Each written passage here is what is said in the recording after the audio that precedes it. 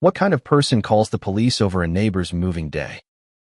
The kind who thrives on control, who sees every blade of grass out of place as a personal affront. That was Karen, the self-appointed queen of Lakeview Estates, a gated community where the lake shimmered like a promise of peace. But her presence cast a shadow over it. I'd only been in the neighborhood a week when I met her wrath. My name's Ellie, and I was 28, starting over after a messy divorce, hauling my life in cardboard boxes to a modest lakeside cottage I'd rented.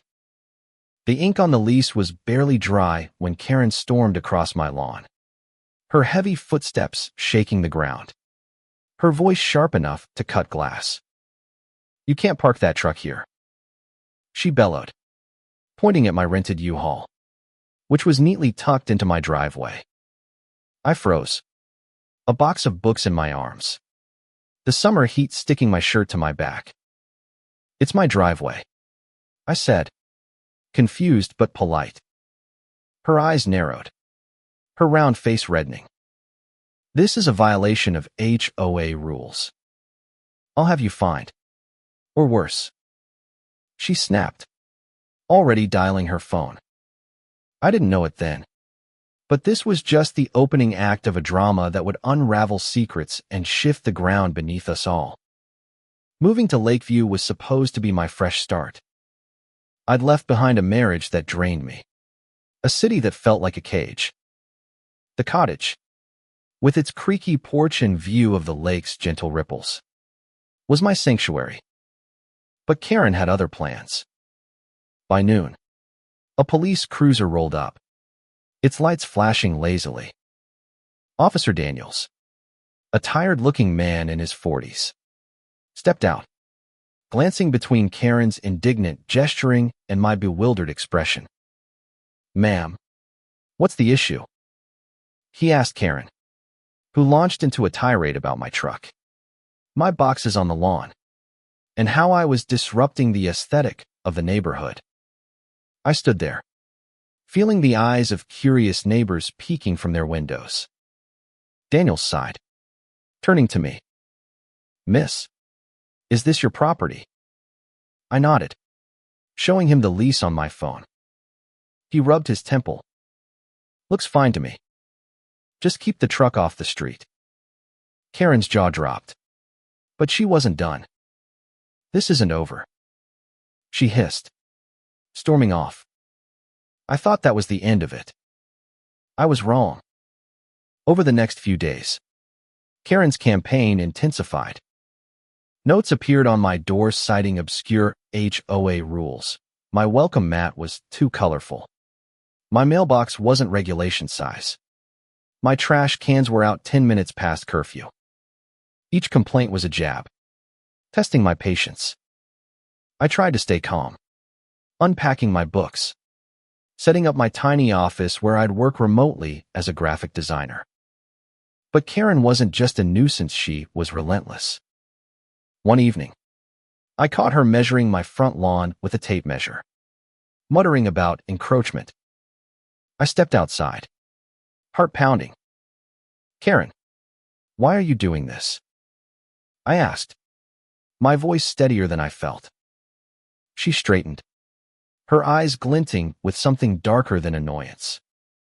"This community has standards, and you don't belong here," she said coldly.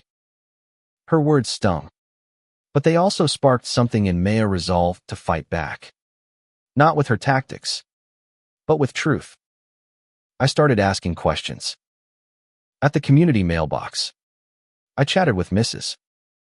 Larson, a kind retiree who'd lived in Lakeview for decades. Karen's been running this place like her personal kingdom since her husband passed, she said, her voice low. She's got the HOA board wrapped around her finger. I learned Karen had been president of the HOA for years, wielding her power to enforce rules most residents didn't even know existed. But there was more. Mrs. Larson hesitated, then whispered, "There's talk she's been skimming from the HOA funds. Nothing proven, but people have suspicions." My stomach twisted. Was Karen's obsession with me a distraction from something bigger? I dug deeper, requesting HOA financial records through the community's online portal. What I found was a trail of vague expenses, thousands of dollars for landscaping and consulting with no receipts. I wasn't a detective, but I knew something was off. Then came the twist that shook me. While sorting through my moving boxes, I found an old letter tucked inside a book I hadn't opened in years. It was from my late grandmother, who'd lived in Lakeview decades ago. The letter mentioned a community pass she'd been given, a rare document granting permanent lake access rights, exempting the holder from certain HOA restrictions. My grandmother had left the cottage to my mother, who passed it to me, but I'd never known about this pass. It was dated, yellowed, but signed by the original HOA founders. My heart raced. This could be my shield against Karen's attacks, but it also meant I was stepping into a bigger fight. If Karen was hiding something, my pass might threaten her control over the lake, the HOA's most prized asset. I slipped the pass into my desk drawer, knowing I'd need to use it carefully. The confrontation came sooner than I expected. Karen called an emergency HOA meeting, claiming I was violating community standards by planning to install a small dock for my kayak.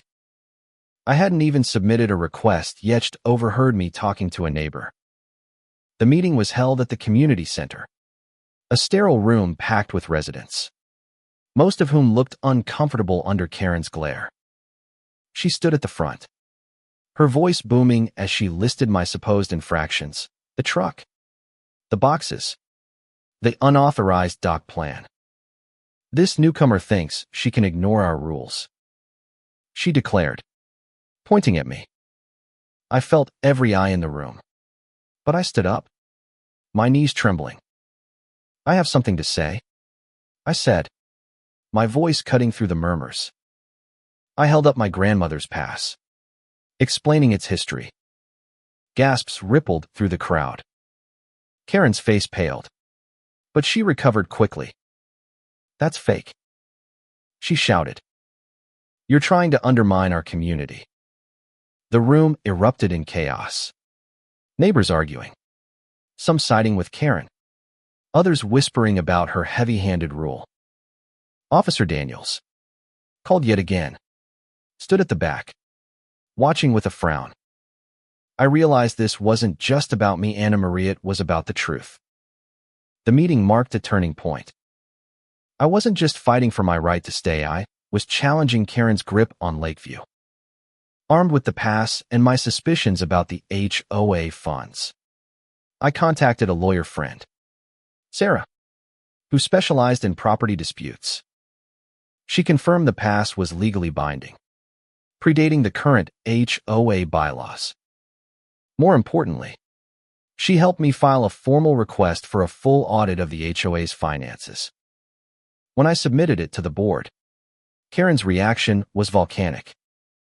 She cornered me by the lake the next day, her voice low and venomous. You think you can waltz in here and ruin everything? She spat.